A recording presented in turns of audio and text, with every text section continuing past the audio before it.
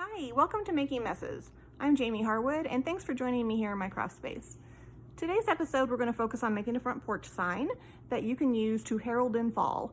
It's still a little hot and humid here in Kansas, but it's September 1st, so I know it must be just around the corner. Today we'll be using a board that I distressed and stained to look like old barn board, and an SVG that I found on Etsy that I really liked. So let's go to my Cricut and get started. Thanks.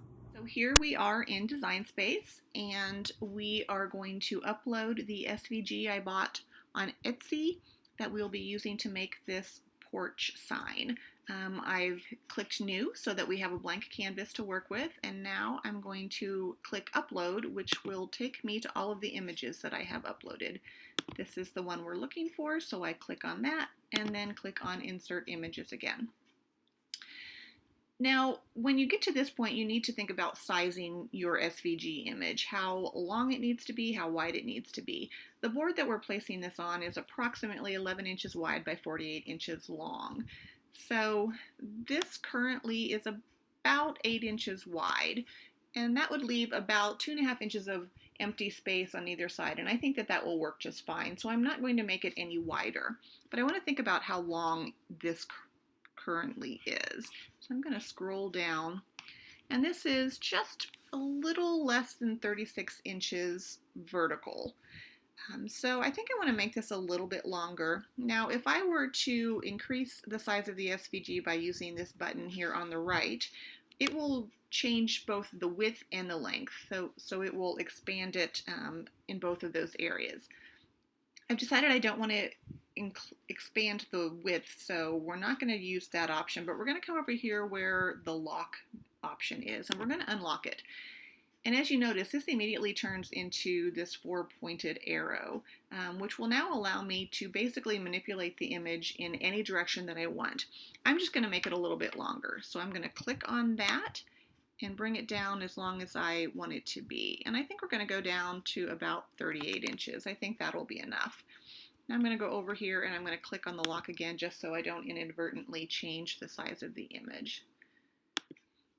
So we'll go up and just make sure that changing the vertical length didn't distort anything too much, and I think that this is just fine. I'm going to scooch this over into the corner as much as I can so as to save vinyl. My vinyl sheets are 12 by 12, so I'm still going to have some excess over here that I can have scraps for another project. And then once everything is lined up the way that we think it should be, and it is the size that we want it to be, we can go ahead and start making it. Now you'll notice I'm not mirroring this image, and the reason I'm not using the mirror option is because we're going to place it just as it is on top of the board. If we were using iron-on, then we would need to mirror the image, and you actually can iron on vinyl onto a board, and it will stay, but in this case we're just going to use the permanent vinyl for our project. So I'm going to come up here and click Make It, and as you can see, it's going to sort it into two different mats, in this case, two 12 by 12 mats. So on the first mat we'll have the L, we'll have the leaf, and then we'll have the vine.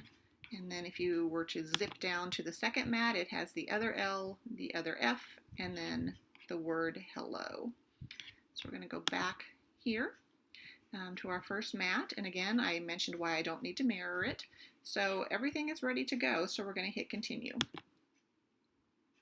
It's going to connect to my Cricut Maker, and then you're going to want to set your base material, and we're using premium outdoor vinyl. It will stick really well to the board, it's weather resistant, although we'll talk about that a little bit more later. So we're going to click that, and it's going to tell me that it is ready to load into my Cricut. And so if you give me just a second, we will move to the Cricut. Okay, so the Cricut is ready to begin printing the vinyl. So we are going to thread it into the machine. It'll do some calibration after I hit the go button.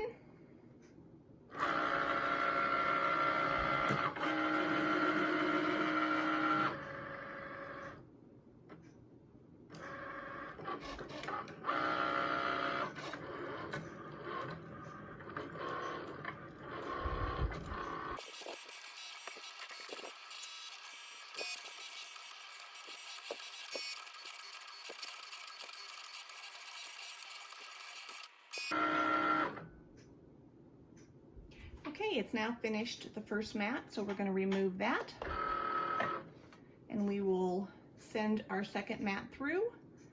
So I'm going to do that without you, and then we'll be ready to apply this to the board. Okay, so the next step is to weed the image that you're going to be using for the SVG. I've already started. I've done the F and the L.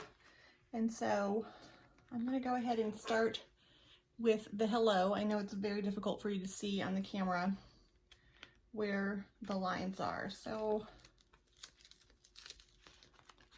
just going to show you, I'm just going to weed down.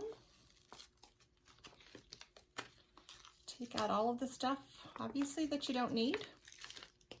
I'm the worst weeder in the world, by the way. So there's our hello.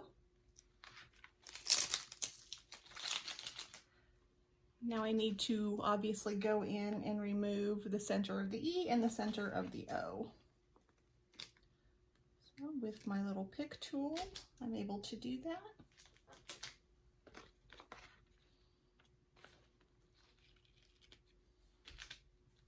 And now, hello is ready to go. I'm going to go ahead and weed the rest, and then we'll begin putting this on the board. Okay, so I finished weeding all of the letters and the designs, and so I think now we are ready to begin positioning this on our board. Okay, so this is the board that we're going to use for our porch sign. Obviously, I've done a little bit of prep work prior to this. You can probably prep your board any way that you want to. A lot of people will paint it. I would suggest using at least a semi-gloss paint. I've attempted to use chalk paint or milk paint and have found that even though it's permanent vinyl, it doesn't stick as well, and when it pulls it up, it will also pull the paint off of your board. I went ahead and used stain because I'm hoping to make this look kind of like an old barn board. I've done a little bit of distressing around the edges. You can use sandpaper, you can use a box cutter to just kind of whittle away the edges. I've done that already. And even though permanent vinyl sticks to stain pretty well, I went ahead and put 2 coats of polyurethane on. I think that just gives me a little bit more protection to make sure it's going to stick down. I have in the past had a couple of issues with certain stains causing the design to lift up off the stain, and I wanted to avoid that here. So once you have your board ready to go, you need to just probably lay out your design to make sure that everything fits where you want it to. So mine is going to have the vine up at the top, and then the word hello, and then we're going to spell out fall. Remember, the leaf is the A, and you can orient that any way that you like, and then L, and then the L. We're just trying to get a sense of where everything's going to go at this point. I always like to leave a little more room at the bottom of my board as opposed to at the top, mostly because your eyes tend to follow up to the top of the board and people don't notice the bottom as much. So now I think we can go ahead and start attaching these to the board. Now the next step is to take your design off of the backer paper and get it onto the contact paper or the transfer sheet. There are any number of places you can get these transfer sheets. Cricut has a brand, Vivid has a brand. I honestly just use good old cabinet contact paper or drawer contact paper that I get at my local Target or Walgreens. I find it works just as well. There's a lot more of it and it's a little less expensive as well. So you're going to lay it across the top of your design as I have here.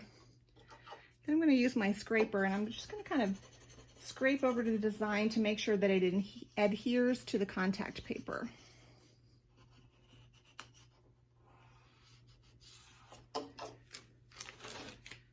I'm going to lift that up and I'm just going to do a little test. And as you can see, it is sticking. So I think this is ready to attach to the board.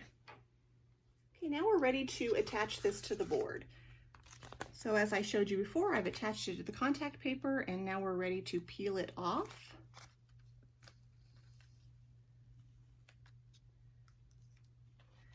And now we're just going to place it. In this case, I'm just going to kind of eyeball where I want it to go. And that's the great thing about these things, is that they don't have to be perfect.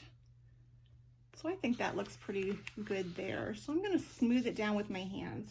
Then I'm going to come in with my scraper again and just scrape over the design, much like you did when you were attaching it to the contact paper.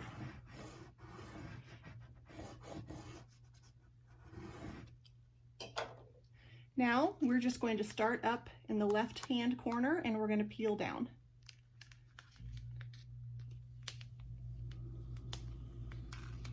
And there you go. That's the first piece of your porch sign attached to the board. We're going to do that with the rest. I'm going to show you how to do it with one more, and then I'll just go ahead and do the rest and show you how it turns out. So this is the word hello, which is the next thing down on the board. The great thing about this contact paper is that you can use it multiple times. And so we're going to use it again for the hello. This is going to be right on the edge.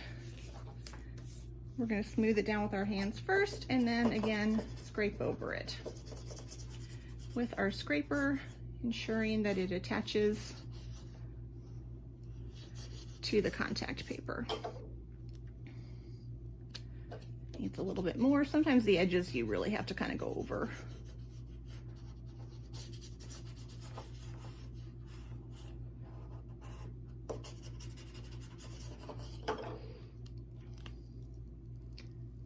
And there it goes. Just coming. Sometimes you'll have a stubborn one that you'll need to come in and go a little bit longer.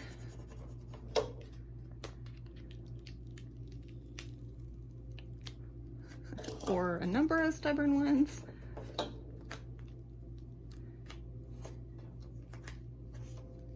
You can also kind of come up from this end because the letters are all connected in a cursive style. They're all going to come up eventually. And there we have the word hello. So let me get the board ready and we'll get this attached. Okay, so just as we did with the vine, we're just going to add the hello. And again, I'm just kind of eyeballing it, trying to get it centered as much as possible. I'm going to smooth it down, come in with my scraper again.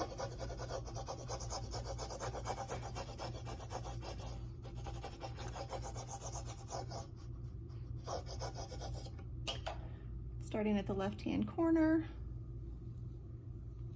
just peel it down. Oops, that one wants to stick a little longer. Come in with the scraper.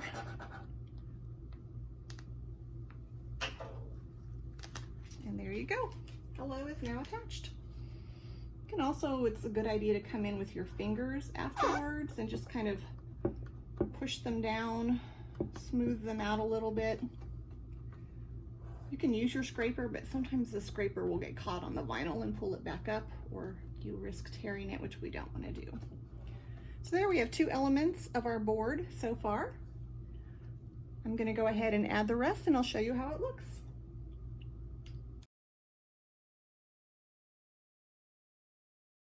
How perfect is that? Well, I hope you enjoyed that tutorial on how to make your own fall porch sign. Beyond prepping the board, it's a pretty quick and easy project, 15-20 minutes at the most. And besides that, having a porch sign like that on your porch just makes it feel so cozy and so welcoming. So thank you again for joining me here in my craft space, and until next time, go out and make some messes of your own. Be safe, be well.